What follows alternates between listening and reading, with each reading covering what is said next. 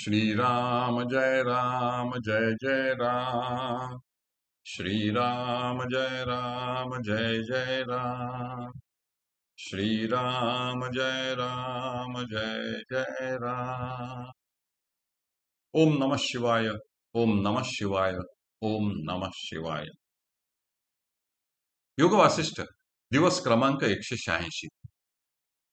आपल्या सर्व इंद्रियांची शक्ती निरुद्ध केल्यामुळे लिंग देहाच्या योगाने कर्कटीचा आकार सुईसारखा भासू लागला। प्रत्येकाच्या शरीरात असूनही ती कोणालाच दिसत नसे। या लोखंडाच्या सुईच्या दुसऱ्या रूपालाच जीवसूचिका म्हणतात। या अदृश्य जीवसूचीच्या आधारानेच लोखंडी सुई नेहमी राहत असे। चित्काला व्यक्त करणे हाच या जीवसूचीचा धर्म असून वासना हेच तिचे स्वरूप होते। दिसत नसली तरी ही जीवसूची स्पर्श करताच त्या प्राण्याला दग्ध करीत असे। स्वतः उदररहित असूनही प्राणी मात्रांचा ग्रास करण्यात ती गर्क असे। राक्षसीने आपले प्रचंड शरीर त्याग करून सुईसारखे रूप धारण करण्याचा मूर्खपणा केला हे देखील एक आश्चर्यच होय। प्राण्यांचा ग्रास करण्याच्या तृष्णेपायी तिने सारे तप व्यर्थ घालविले। अविचारामुळे तिने सुईसारखे हीन रूप धारण केले। मूर्ख प्राणी अशा रीतीने मागचा पुढचा विचार न करता कर्मफल फुकट घालवितात। लोभी आणि स्वार्थी प्राण्यांची बुद्धी मलिन व भ्रष्ट होते। सर्व प्राण्यांचा ग्रास करण्याच्या तृष्णेमुळे आपल्या देहाचा नाश झाल्याचेही कर्कटीच्या लक्षात आले नाही। ही जीव विसूचिका लोखंडी सूचिकेशी तादात्म्याने राहत असे।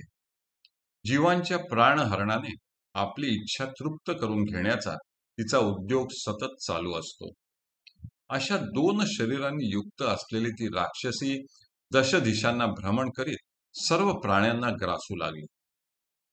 हे रामा, म्हणजेच जो तो प्राणी आपल्या संकल्पाच्या योगाने उच्च किंवा नीच स्थिती प्राप्त करून घेत असतो। क्षुद्र अंतःकरणाचे लोक क्षुद्र फलासाठीच धडपड करतात। सूक्ष्म सूचिरूप धारण करणारी ती राक्षसी रोगी व क्षीण झालेल्या प्राण्यांच्या शरीरात प्राणवायू बरोबर प्रवेश करून व निरुद्योगी माणसाच्या शरीरात दुर्बुद्धी रूपाने प्रवेश करून त्यांना ग्रस्त करू लागली। मात्र पूर्वोक्त मंत्र, औषधी, तप व पुण्याचरण यांनी जेव्हा कोणी तिचा प्रतिकार केला तेव्हा तिला माघार घ्यावी लागे। अशा रीतीने तिने दुराचारी, हीन व गलिच्छ लोकांमध्ये व वस्त्यांमध्ये दीर्घकाळ भ्रमण केले। स्वतःचा असा नाश झाला असताही दुसऱ्याचा प्राण घेण्याची तिची वृत्ती वाढतच गेली। तामसी जनांचा अहंकार असा विचित्र असतो। वाटेल त्यावेळी वाटेल तिथे संचार करून असंख्य जीवांचे प्राण हरण करूनही तिची तृष्णा मात्र भागेना।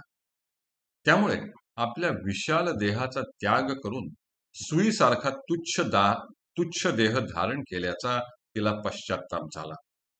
आपल्या कल्याणासाठी केलेल्या तपाचा परिणाम स्वतःच अनिष्ट केल्याचे तिच्या ध्यानात आले। एखाद्याचा जसा नाश व्हायचा असतो तशी दुर्बुद्धी त्याच्या ठिकाणी उत्पन्न होते। हरि ओम तत्सत। हरि ओम तत्सत। हरि ओम तत्सत।